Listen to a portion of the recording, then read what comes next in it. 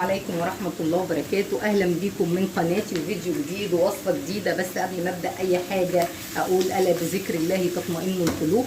سبحان الله والحمد لله ولا إله إلا الله والله أكبر ولا حول ولا قوة إلا بالله العلي العظيم. النهاردة هنعمل مع بعض طاجن مكرونة بالفراخ زي بتاع محلات الكشري بالظبط. أنا عشان أختصر عليكم وقت الفيديو قطعت البصل مكعبات صغيرة وحطيته على النار. الوصفة دي كلها بتتعمل بزيت، وهنا الصلصة تومية ان شاء الله تكون واضحه في كادر، تومه ومعلقه كزبره علشان اعمل الصلصه، وهنا الطماطم بتاعتنا مبشوره او معصوره زي ما انت عايزه، ومعلقتين صلصه وقرن فلفل سبايسي، وطبعا في توابل للصلصه وتوابل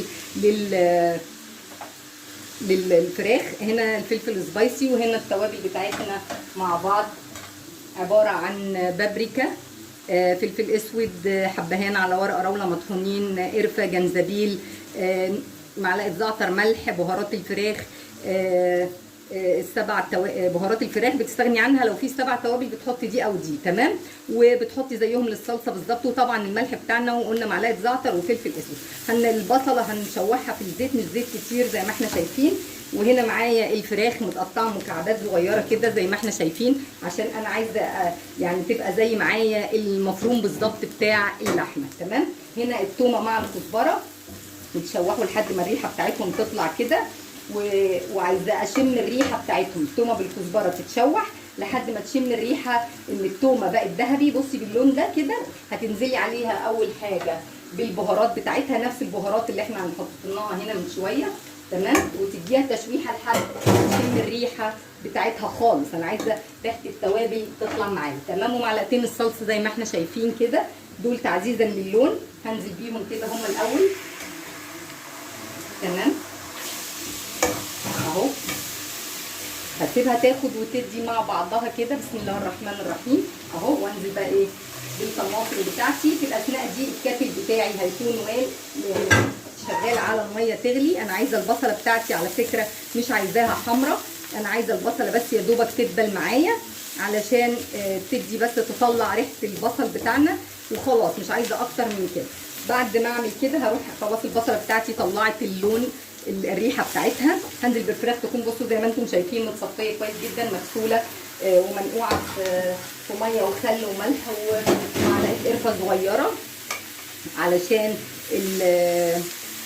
الزفاره بتاعتها تضيع. الهدف من معلقه القرفه المحلول الناعي ده جميل جدا، جربيه، هيضيع معانا ريحه الزفاره للفراخ. نشيل بقى من حوالينا الحاجات اللي هي، وطبعا المكرونه تكون نيه، مكرونه قلم.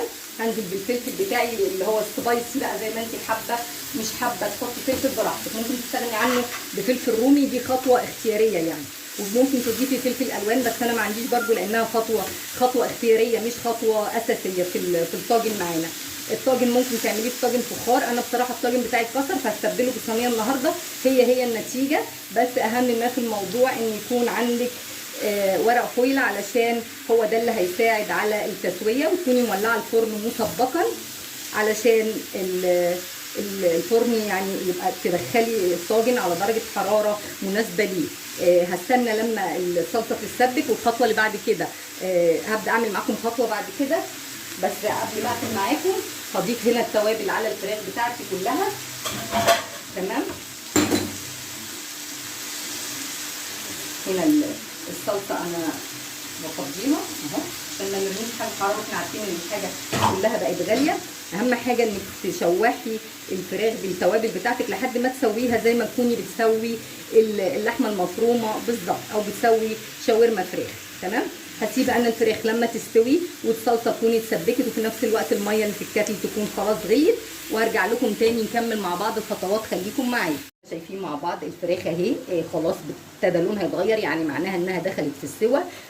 تبك الميه بتاعتها وتشربها، ما تحطيش فيها نقطه ميه، هنهدي عليها مجرد ما دخلت على السوى كده تستوي براحتها. هنا مع بعض الصلصه اهي زي ما احنا شايفين، هنضيف عليها الميه اللي بتغلي، عشان هي الميه دي اللي هتستوي فيها المكرونه. لازم تغطي المكرونه بميه، كميه ميه كويسه جدا علشان المكرونه تستوي فيها، ولازم تكون الميه بتغلي. وطبعا تظبطي الملح بتاعك، كل واحد حسب الرغبه بتاعته. هنقلب الملح كويس جدا يعني هنقلب الحاجه دي لحد ما تغلي، اللي هو الصوص اللي احنا هنسوي فيه المكرونه ده لحد ما يغلي كويس جدا. انا عايزاه يكون سخن كويس. هتدوقي الملح بتاعك وتظبطيه. خطوه التومه بالكزبره دي جربيها هتعجبك جدا، ريحه وصلصه زي بتاعت محلات الكشري بالظبط.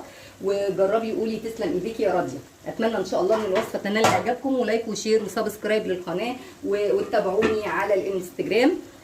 هتلاقوا كل الوصفات هناك. هكمل انا تسويه الفراخ وارجع لكم تاني، خليكم معايا. لكم حبايب قلبي دلوقتي بعد ما الفراخ استوت زي ما انتم شايفين ما فيهاش اي ميه خالص. بصوا حطيت في الجزء في كل طاجن، دول طاجن يعني هم اللي عندي باقيين متغطيه متبطيه يعني. وحطيت عفوا حطيت في قاع الصينيه الفراخ اهي، والفرن طبعا والع والصلصه بتاعتي بتغلي. هنزل بقى بالمكرونه بتاعتي كده. دول 3 اكياس مكرونه حسب طبعا كميه افراد الاسره. ممكن تعملي في طواجن منفصله زي ما انت شايفه، وممكن تعملي في صينيه. انا طبعا الطاجن الكبير بتاعي بصراحه للامانه ممكن تعملي في طاجن بايركس مفيش اي مشكله خالص. اهو هنركن اللي عملناهم دول ونفضي بقيه المكرونه بتاعتنا اهي زي ما انتم شايفين كده. بسم الله الرحمن الرحيم، بسم الله ما شاء الله.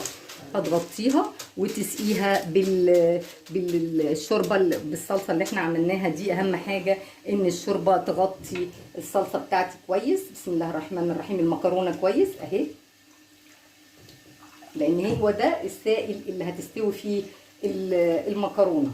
اهم حاجه ان انت تسقيها كويس وتظبطي ملحك زي ما قلت لك. حابه تحطي فلفل حار حطي، مش حابه برده دي حاجه ترجع لك، مفيش مشكله خالص.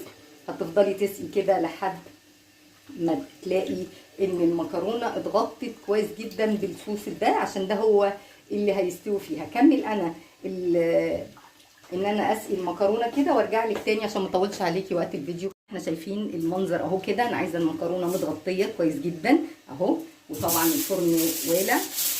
همسك الصينيه كده بسم الله الرحمن الرحيم، تغطي الصينيه كويس. انا عايزه الصينيه تكون متغطيه كويس. الصينيه هتدخل الفرن على درجه حراره 200، تقعد من نص ساعه لساعه الا ربع حسب الفرن بتاعك. ما هو يعني بيسوي، وانت عارفه طبعا كل واحده عارفه طبيعه الفرن بتاعها بيشتغل ازاي.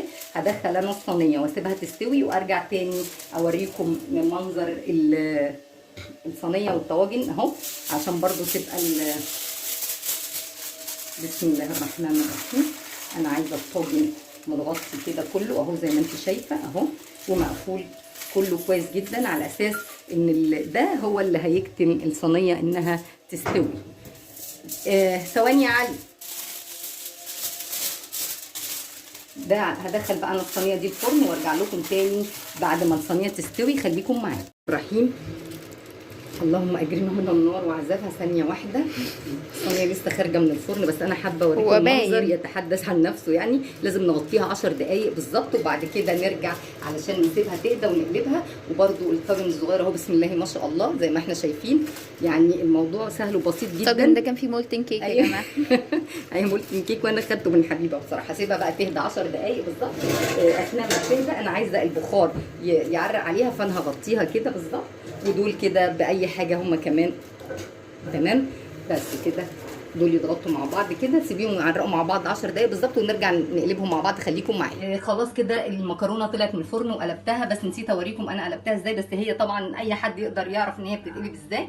بتحطي الصينيه عليها وبتقلبي بمنتهى بالراحه خالص كده علشان ما تفرولش منك، وتسيبيها شويه وتخبطي عليها كده بتطلع معاكي زي ما انت شايفه. وده الطاجن الصغير ودي الصينيه الكبيره. زي ما قلت لك ما عندناش طاجن مش هنقف نعمل في صينيه بايركس، نعمل في صينيه المونيا. على فكره الالمونيا احسن بكتير من البايركس والفخار. اتمنى ان شاء الله ان الوصفه تنال اعجابكم، ولايك وشير وسبسكرايب للقناه. وده الزيتون اللي انا كنت خللته معاكم قبل كده.